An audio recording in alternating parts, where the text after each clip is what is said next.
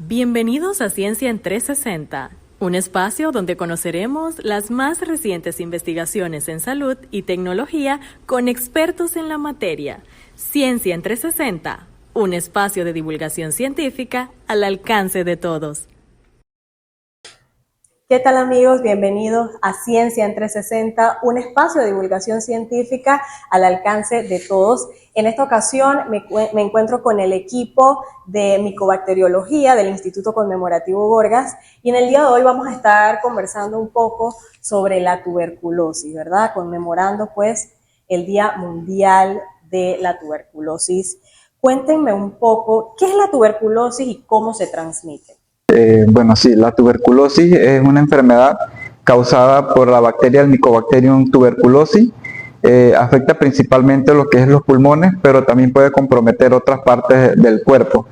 La forma de transmisión es de persona a persona. Cuando una persona con tuberculosis pulmonar activa, esto a través del habla, el estornudo, libera cierta cantidad de bacilo en las gotas las microgotas de saliva, y estas pueden ser inhaladas por otra persona que inhale el bacilo y pueda desarrollar la enfermedad dependiendo de su estado, su sistema inmunológico en un periodo de tiempo determinado. Estamos hablando de una enfermedad altamente contagiosa, es decir, si yo me encuentro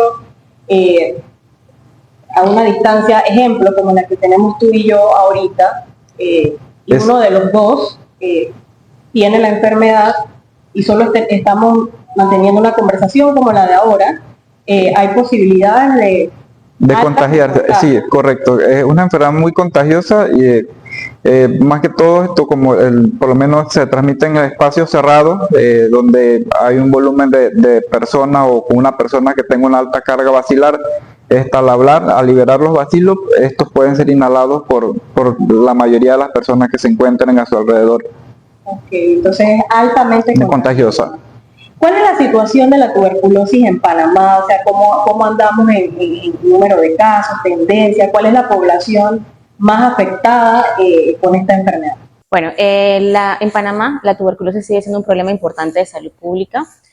Según el informe mundial de la OMS del 2024, en el año 2023 se reportaron 2.224 casos de tuberculosis y realmente las tasas de incidencia han sido muy variables y principalmente tenemos en algunos focos, digamos, que son más altos, algunas tasas más altas, principalmente en las poblaciones indígenas, y tenemos tasas muy bajas, principalmente en provincias centrales y en regiones como Darién, por ejemplo.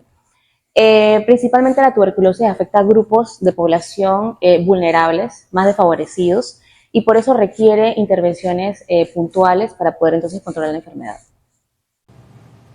¿Por qué consideramos que es importante pues, hacer énfasis pues, en el contexto panameño de tratar esta enfermedad? ¿O por qué no hemos podido pues, acabar, como quien dice, pues, con esta enfermedad? Pues hablar de la tuberculosis es importante, pues es una enfermedad que tiene un gran impacto en la salud pública a nivel nacional como a nivel mundial. Pues afecta principalmente las poblaciones marginadas, como lo dijo la licenciada Samantha, las poblaciones indígenas, y en los últimos años pues en Panamá se ha registrado un alto caso de tuberculosis en la población pediátrica, lo que esto nos sugiere que hay un serio problema de salud pública que todavía no se ha logrado controlar. Además pues de la resistencia a los antibióticos, que es un problema tanto a nivel mundial como de país, hace que el tratamiento y el manejo de la tuberculosis sea mucho más complejo y difícil a la hora de tratar a los pacientes. El Programa Nacional de Tuberculosis pues juega un papel muy importante como ente rector a nivel nacional, pues se encarga de hacer las coordinaciones, la implementación de estrategias para la prevención, el diagnóstico y el tratamiento de estos pacientes. Es un trabajo en conjunto que se lleva a nivel nacional, tanto de parte del Programa Nacional de Tuberculosis, el Departamento de Epidemiología, laboratorios, farmacia, sociedad civil, y pues se ha logrado implementar estrategias para lo que es la captación de estos pacientes, dar un tratamiento oportuno y un manejo estrictamente supervisado del tratamiento a todos estos pacientes. A pesar de que es un esfuerzo en conjunto de todas estas partes interesadas, pues aún existen muchos desafíos que no se han logrado como ponerle un fin a la tuberculosis, y pues se requiere lo que es la participación de la sociedad en sí, de toda la comunidad, para poner fin a lo que es la enfermedad y cumplir con los planes estratégicos de la Organización Mundial de la Salud, que es poner fin a la tuberculosis. Por supuesto. Me gustaría saber, me han hablado sobre un incremento en el número de casos y sobre todo que ha aumentado también como la población de riesgo, ¿verdad? Porque ahorita me comentan que la población pediátrica también está bastante afectada. ¿Por qué consideran que hay este aumento de casos? ¿A qué se debe? Bueno, yo considero que uno de los factores que ha incidido también, y no solamente en esta enfermedad, sino en muchas otras, fue la pandemia del COVID, ¿verdad? Entonces, que teníamos pacientes que no podían asistir al centro de salud, no podían ir a darse la atención médica necesaria, y pues hemos visto entonces, vimos una bajada en la tasa de incidencia en 2020, 2021, y luego hemos retomado nuevamente, digamos, todo lo que es la captación de pacientes, tenemos métodos diagnósticos mucho más, digamos, sensibles, y todo eso incide en que podamos captar muchos más pacientes y todo lo que es yo digo que el sistema de salud se ha como que vuelto en su rol nuevamente de captar sintomáticos respiratorios, diagnosticar a los pacientes y tratarlos. Claro, porque por pandemia todo fue volcado a la COVID-19 y de pronto otras enfermedades se desatendieron un poco, ¿no? Aparte, bueno, que las personas se mantenían en casa, que no se podía salir, no se daba esa atención primaria. Confinamiento también. Muchos de estos pacientes que por el tratamiento es un tratamiento estrictamente supervisado, donde el paciente acude a las unidades de salud para que la enfermera encargada del programa les dé seguimiento, pues muchos de estos pacientes perdieron lo que fue el seguimiento al tratamiento. Pues algunos, dependiendo de su sistema inmunológico, se duraban solos, por así, pero luego de un tiempo se recaían y habían recaído. Entonces aquí es donde ha habido como un brote y un mayor aumento de los casos de tuberculosis, tanto a nivel nacional, y también, bueno, consideramos que a nivel de la población pediátrica, pues muchos de estos niños vivían en la clase de la comunidad indígena, en lugares de hacinamiento, y al no recibir tratamiento, pues se dio un aumento de la transmisión de la tuberculosis, y ahora entonces tenemos el aumento de los casos. Pues como lo menciona la licenciada Samantha, se ha activado nuevamente el programa de control de tuberculosis, la captación de los pacientes a nivel de la atención primaria, y esto pues ha logrado que hemos captado muchos más pacientes. Lo importante aquí es que ya retomamos, ¿verdad? Ya hay como más control en esa parte. ¿Cuál es la población más vulnerable a contraer tuberculosis? Se habla mucho, pues, de las personas con VIH, los privados de libertad, esa población indígena. Cuéntenme un poco sobre ese tema. Pues dentro de los grupos más vulnerables vendrían siendo, o de mayor riesgo, las personas con VIH, dado que tienen un sistema inmunológico debilitado, los privados de libertad, puesto que estos viven en hacinamiento dentro, pues, de lo que son las cárceles. Además de eso, las personas indígenas, dado que estos tienen un poco acceso a lo que son los servicios de salud, las personas con situación de calle y con problemas de desnutrición, los diabéticos, los niños, y no dejando por fuera de este grupo al personal de salud que también trabaja muy de la mano con los pacientes con tuberculosis. ¿Cuáles son los principales factores de riesgo que contribuyen a la propagación de la enfermedad? Esta pregunta va muy ligada a la anterior, y vendría siendo de que las personas que están en hacinamiento de vivienda y los centros penitenciarios, claro, las personas también que tienen poco acceso a los sistemas de salud, como vendrían siendo los indígenas, o también pues hay poblaciones que viven alejadas de lo que son la ciudad o de los servicios de salud.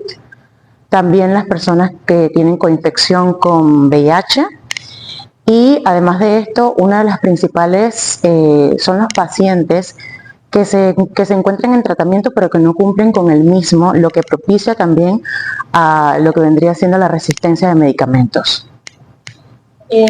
Aquí consideran que depende de esto, pues, el hecho de que los pacientes abandonen el tratamiento. ¿Cuáles pueden ser algunas de las causas de que esto esté ocurriendo? Pues se podría decir que los pacientes abandonan porque en muchos de los casos son marginados, entonces pues no queremos que se enteren de que también tengo tuberculosis, de que mi vecino sepa, o de que no tengan el sistema económico, que no tengan cómo poder llevar, exactamente.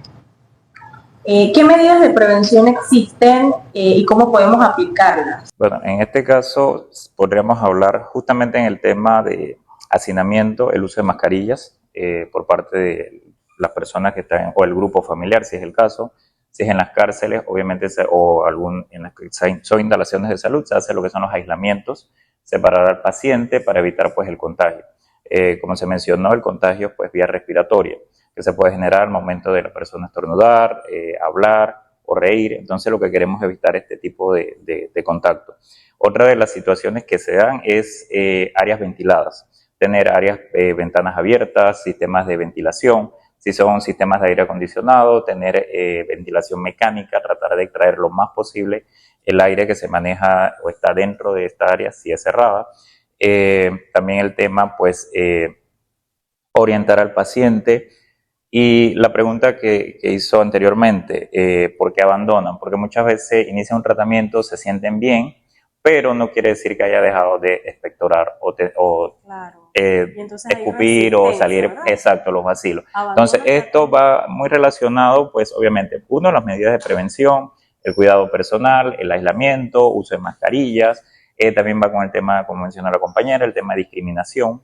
Muchas veces las personas se retiran del trabajo, se les aísla y es una situación bastante crítica, obviamente emocional, porque también va de la parte emocional. Claro. Entonces, en este caso, sería también ese tema, ¿no? Trabajar en la concientización del paciente, orientarlo y obviamente también a los familiares, porque Claro, ahí viene todo el lo que golpe rodea. fuerte de los En familiares. el caso de los privados de libertad, me quedo pensando porque durante la pandemia por COVID-19, acostumbrarnos al hecho del uso de la mascarilla fue difícil. Sí. O sea, cómo te la pones, cómo te la quitas. Entonces me quedo pensando en los privados de libertad, o sea, ¿qué tanta información tienen al respecto? Y si de verdad logran tener esos cuidados de la mascarilla, cada qué tiempo la reemplazan, si hay o sea, es bastante como complicado, ¿verdad? Totalmente, es una población, obviamente por la infraestructura y las condiciones donde están, pero en lo que es el sistema de salud se trata de tener cuartos de aislamiento, donde el paciente una vez identificado pues se logra aislar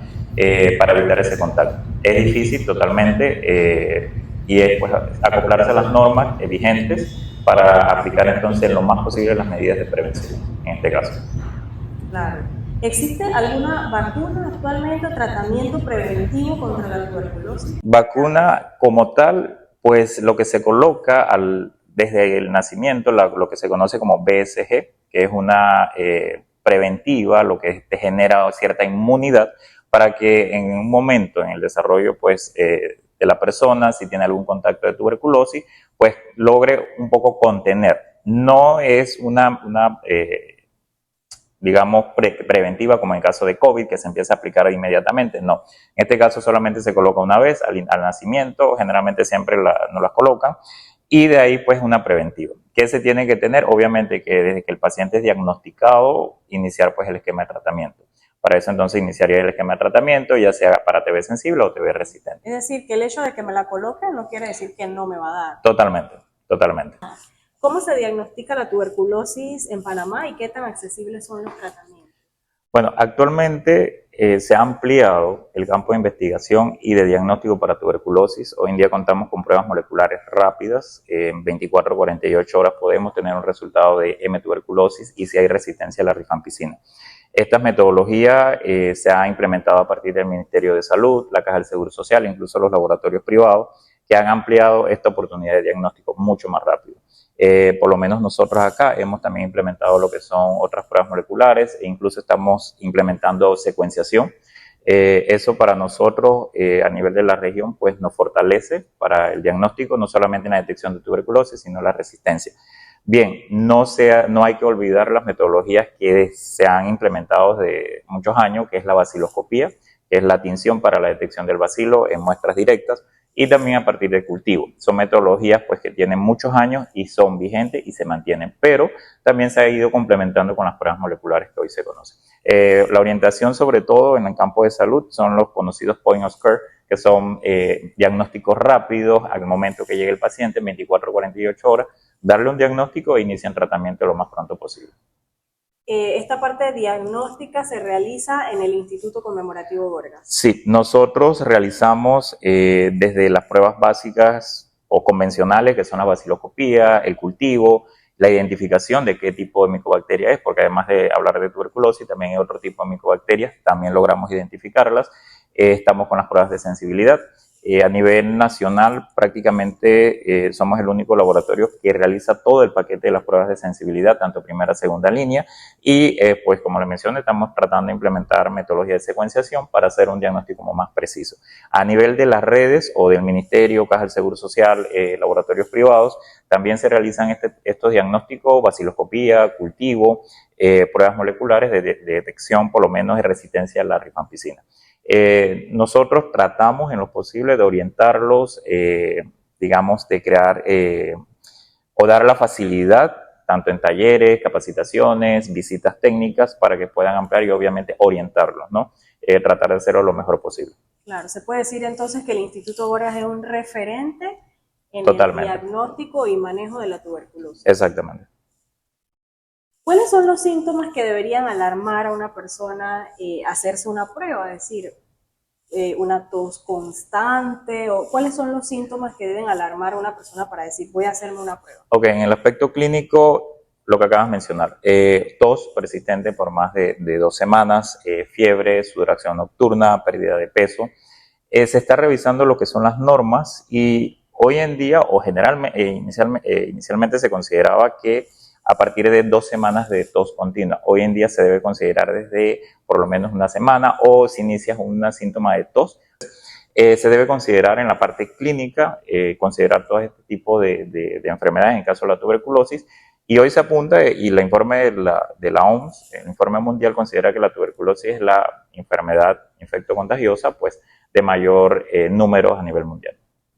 Sí, y tener sobre todo mucho cuidado con eso, porque de repente un resfriado común y 1 semana con tos, Claro. y a veces uno como que a la ligera, o pues, ay, es que estoy resfriada y lo que me ha quedado es la tos. Y Sí. entonces, estoy tomando expectorante y tal, pero entonces, ¿cómo saber uno de que, bueno, ya esto no es? Por eso es importante lo que es la prevención y lo que es, digamos, informar a la población, informar al personal médico, que no solamente pensar en una patología, sino que pensar globalmente en tuberculosis. Es importante pensar en tuberculosis para poder entonces captar a estos pacientes. No, y sobre todo si lo veo acompañado de otros síntomas, ¿verdad? Que de repente no son tan normales. Tengo tos, pero en la noche también estoy con sudoración, fiebre. Exacto, fiebre. Entonces, como son aspectos a considerar. Claro. ¿Cómo funciona el tratamiento para la tuberculosis y cuánto tiempo dura? La tuberculosis forma parte de una estrategia que se llama, en sus siglas en inglés, TOS o TAES, que significa tratamiento cortado estrictamente supervisado. Es un tratamiento, así como lo dice la palabra, estrictamente supervisado, donde el paciente tiene que asistir al centro de salud a recibir de la mano de la enfermera el tratamiento. Entonces, consta de 2 fases, una fase intensiva en la cual el paciente va a tomar 4 medicamentos, isoniazida, rifampicina, tabutol y piracinamida por 2 meses, y esta fase lo que busca es eliminar rápidamente las bacterias. La fase de continuación es por 4 meses con isoniazida y rifampicina, y con esto buscamos eliminar el resto de las bacterias que no murieron y evitar recaídas. Es muy importante que el paciente tome su tratamiento, como le dije, supervisado, para evitar entonces la aparición de resistencias. Claro, el tiempo la duración del tratamiento va a depender también de la respuesta del paciente. En condiciones de una tuberculosis sensible debería durar aproximadamente 6 meses. Y por ser un tratamiento prolongado, eso también dificulta un poco a veces la adherencia de los pacientes al tratamiento. Y sucede lo que hablamos anteriormente del tema de los abandonos. Entonces, por eso es tan importante y la función de todo el personal de salud en lo que es el diagnóstico y tratamiento de la TB, principalmente la parte de enfermería, que es quien lleva al paciente día a día para que cumpla con su tratamiento. ¿Qué pasa si el paciente abandona el tratamiento? O sea, ¿cuáles son las consecuencias de abandonar el tratamiento, ya sea a la mitad, al inicio o ya finalizando, porque bueno, ya me siento bien, ya no tengo tos, ya los síntomas han desaparecido? Bueno, ya no voy a tomar más el tratamiento. Entonces, ¿cuáles son las consecuencias que puede tener esa persona? Bueno, principalmente lo que ocurre a nivel, digamos, interno del paciente es la selección de de mutantes resistentes. Comienza a seleccionarse, digamos, y a desarrollar el paciente resistencia. Y eso es lo que no queremos, porque los tratamientos son mucho más costosos, digo, no para el paciente, porque el tratamiento es gratuito, pero mucho más prolongados y con efectos secundarios que afectan al paciente y la vida y la calidad de vida del paciente. Entonces es muy importante que el paciente cumpla con su tratamiento y evitar que aparezcan estas resistencias. Bueno, muchísimas gracias por su participación acá en Ciencia en 360, un espacio de divulgación científica al alcance de todos. Esto fue Ciencia en 360, un espacio de divulgación científica al alcance de todos.